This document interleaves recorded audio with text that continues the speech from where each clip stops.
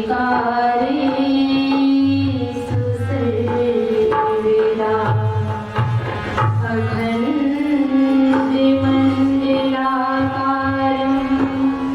व्याप्तं येन चराचरं तत्पदं दर्शितं येन तस्मै श्री गुरुवे नमः। तस्मै श्री गुरुवे नमः। गुरुर्ब्रह्मा गुरुर्विष्णु गुरुर्देवो महेश्वरा गुरुर्साक्षात् परब्रह्म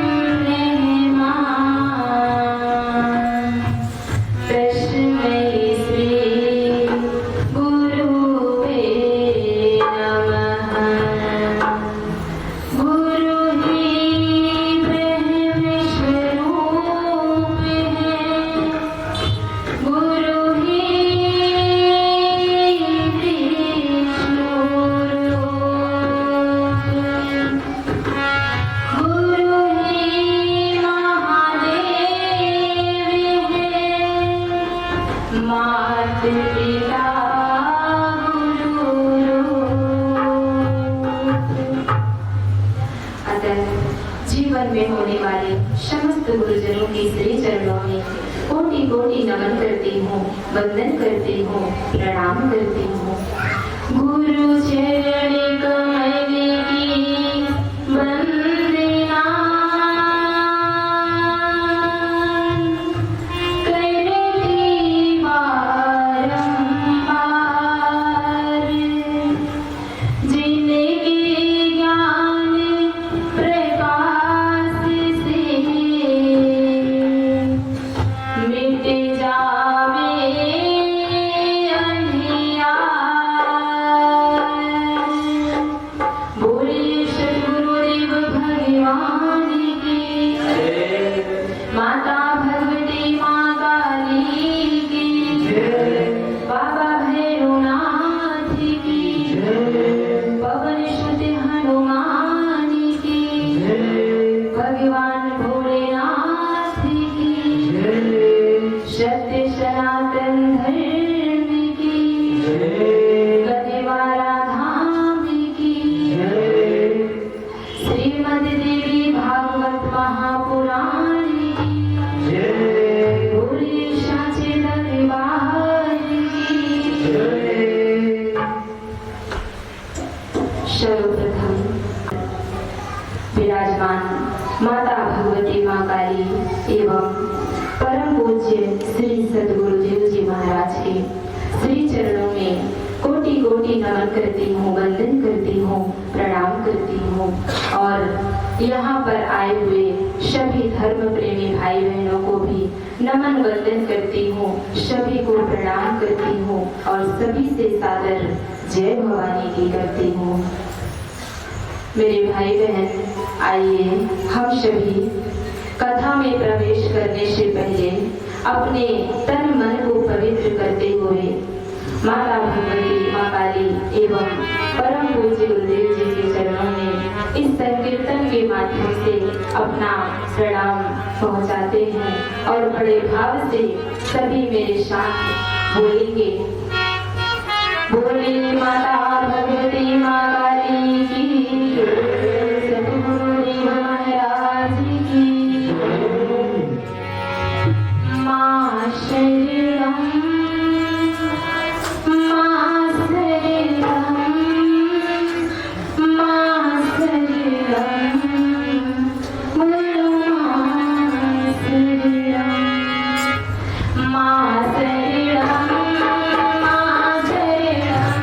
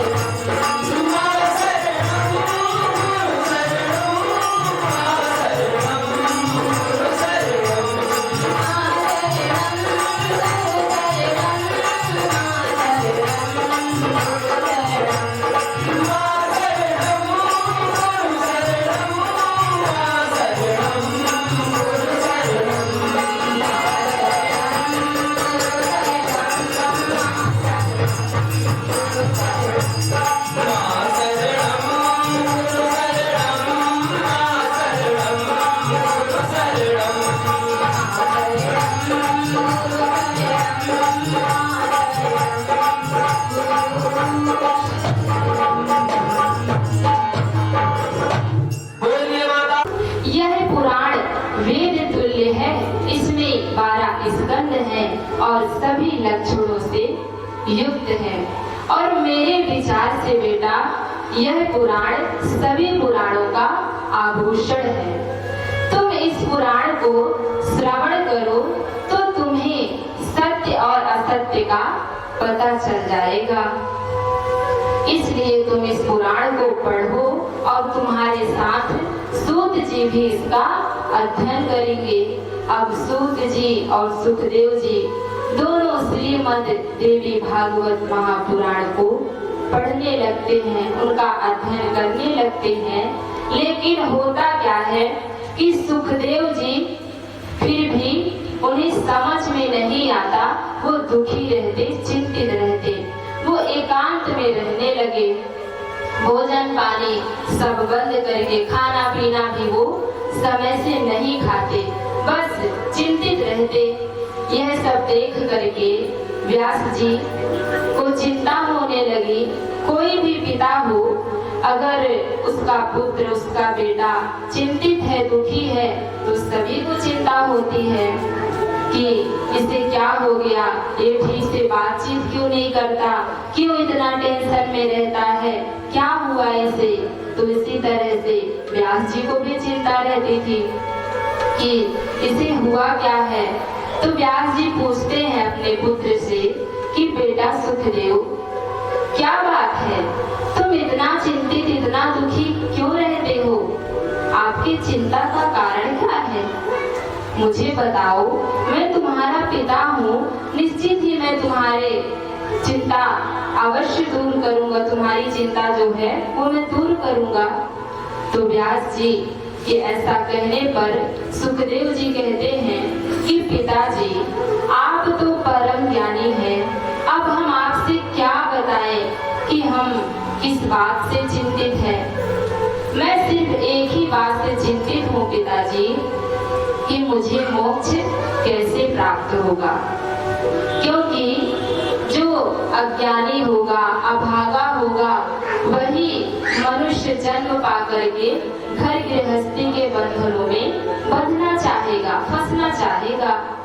तो पिताजी, इसलिए मैं चिंतित हूँ कि मैं घर गृहस्थी के बंधनों में दोबारा फिर से नहीं फंसना चाहता। मैं शादी विवाह करके दोबारा इस संसार में, इस दुख रूपी संसार में नहीं आना चाहता। ऐसा सुन करके व्यास जी कहते हैं कि बेटा, जो मन के बंधन से मुक्त है वही इस संसार से घर गृहस्थी में रहते हुए मुक्त हो सकता है।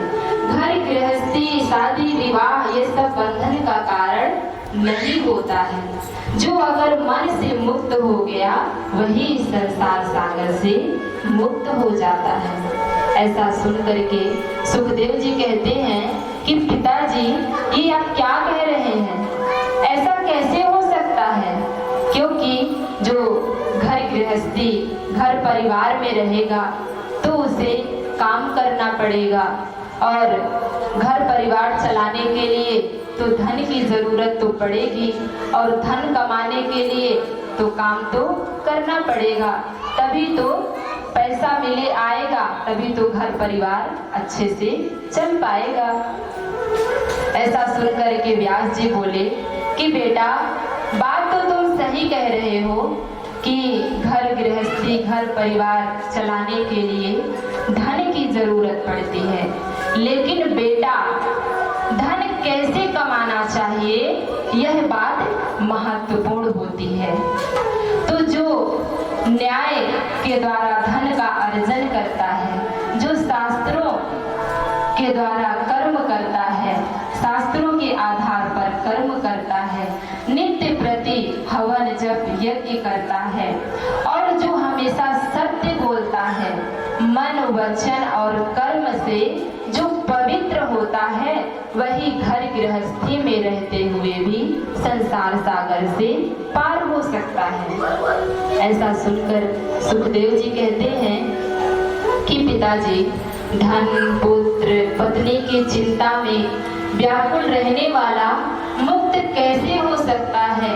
तो पिताजी हम इस दुख रूपी संसार को ग्रहण नहीं करेंगे, क्योंकि पिताजी हमने अपनी आंखों से देखा है कि बड़े बड़े धनाढ्य लोग जो हैं वह भी चैन की नींद सुखपूर्वक सो तक नहीं पाते हैं, उन्हें भी चोरी का भय सताता रहता है। तो फिर निर्धन वह सुखी कैसे रह सकता है पिताजी।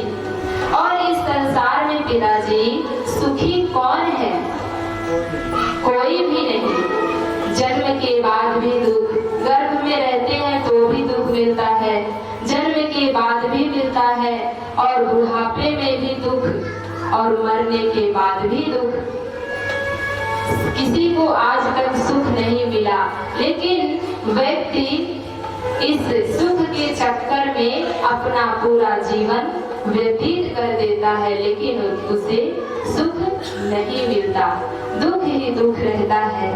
पिताजी सबसे ज्यादा दुख तो तब तृष्णा और लोभ से उत्पन्न होता है। तो इसलिए पिताजी मैं इन सब बंधनों में फंसना ही नहीं चाहता कि मैं शादी विवाह करूं, घर गृहस्थी में रहूं, मैं इन सब में नहीं फंसना चाहता। आप मुझे ऐसा मार्ग ऐसा रास्ता बता दीजिए जिससे मैं आवागमन के बंधनों से मुक्त हो जाऊं। ऐसा सुनकर के व्यास जी बड़ा चिंतित हुए, लेकिन फिर भी वो अपने बेटे को समझाना बंद नहीं करते हैं। जैसे संसार में यदि किसी का बेटा किसी का पुत्र गलत रास्ते पर चलता है तो उसके पिता तो उसे बहुत समझाते हैं, सही रास्ते पर लाने का प्रयास करते हैं। उसी तरह से व्यास जी भी अपने बेटे को समझाते हैं और अंत में कह देते हैं कि बेटा अगर तुम्हें हमारी बातें समझ में ना आ रही हो तो तुम राजा जनक जी के पास मिथिलापुरी चले जाओ, वो तुम्हें तत्व ज्ञान का उपदेश देंगे, क्योंकि वो विदेह राज कहलाते हैं। अब ऐसा सुनकर के सुखदेव जी बोले कि पिताजी ये कैसे हो सकता है कि कोई घर गृहस्थी में रहते हुए राजपाट चलाते हुए विदेह राज कैसे कहला सकता है, वह कैसे विदेह राज हो सकता है। तो व्यास जी कहते हैं कि बेटा वहीं जाना जनक जी से पूछ लेना। अब सुखदेव जी राजा जनक जी से मिलने के लिए निकल पड़ते हैं। कई दिनों का सफर करने के बाद वो मिथिलापुरी पहुंच जाते हैं। वहां पर जैसे पहुंचते हैं कहते हैं कि हे ब्राह्मण देव रुको ठहरो, कहाँ जा रहे हो। तो ऐसा सुनकर सुखदेव जी बोले कि हे द्वारपालो मैं तो यहाँ राजा जनक जी से मिलने के लिए आए था, क्योंकि वह तो विदेह राज कहलाते हैं। तो अब हम समझ गए कि वो विदेह राज क्यों कहलाते हैं। ऐसा सुन करके जो दोनों द्वारपाल थे वो समझ जाते हैं कि ये कोई ज्ञानी ब्राह्मण ही है। तो दोनों उनके चरणों में प्रणाम करते हैं सुखदेव जी को और उन्हें अंदर जाने देते हैं, नगर में जाने देते हैं। अब वहां पर वो पहुंच जाते हैं तो राजा जनक जी के पास जाते हैं।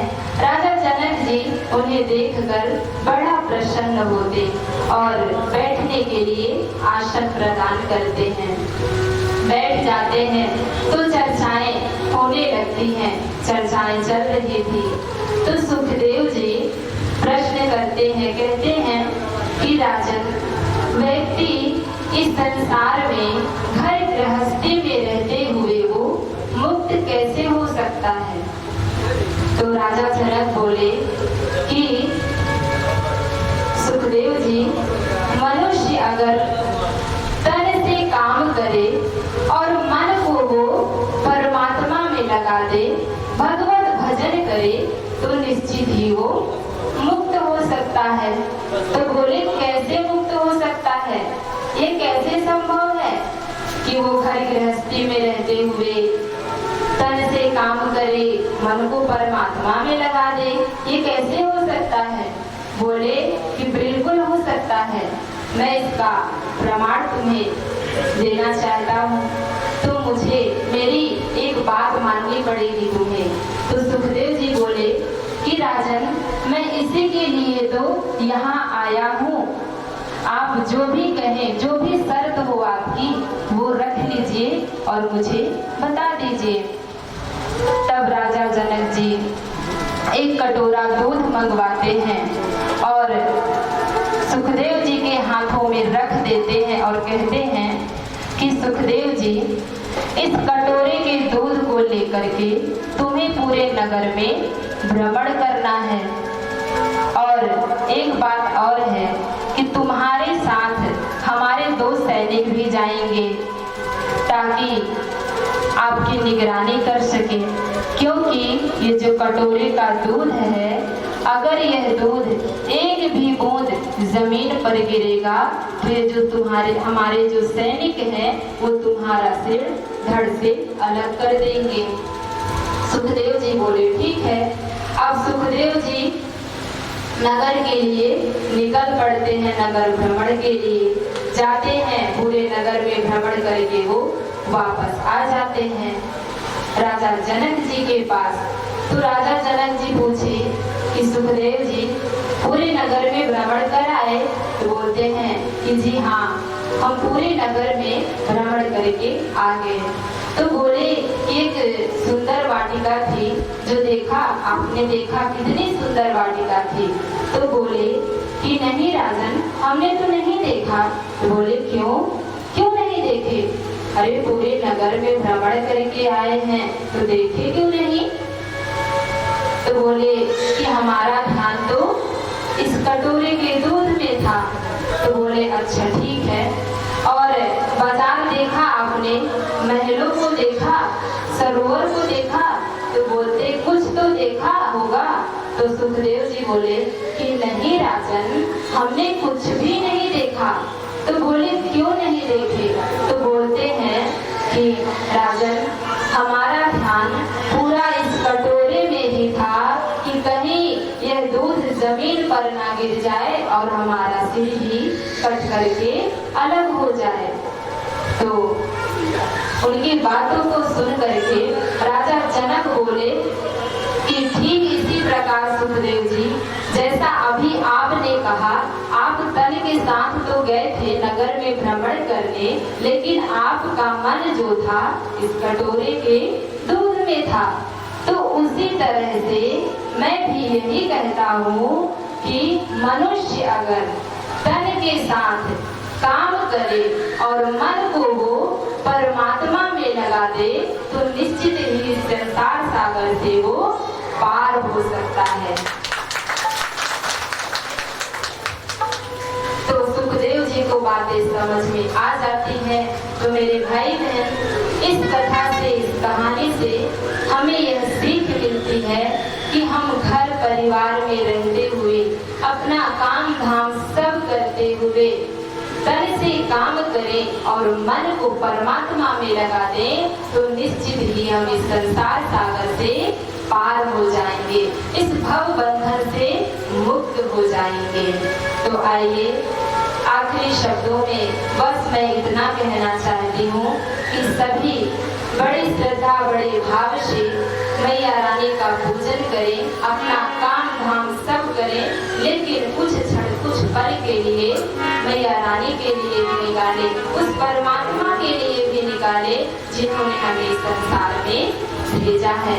और इसीलिए यही सब देख करके परम पूज्य गुरुदेव जी ने सिर्फ महीने में एक दिन का समय हम लोगों के लिए रखा है कि हम सभी आकर के यहाँ 13 तारीख को उनके नाम का संकीर्तन करें, उनके नाम की माला जपें और उनका भगवत भजन करते हुए आनंद से जीवन व्यतीत करें। तो सिर्फ मैं सभी भाई बहनों से कहना चाहती हूँ कि ज्यादा नहीं, रोज ना आ सके तो महीने में एक दिन का टाइम यहाँ के लिए, उस परमात्मा के लिए जरूर देना चाहिए।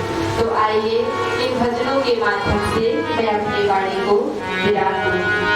तो सभी बड़े भाव से मैया रानी का भजन श्रवण करेंगे। कहना है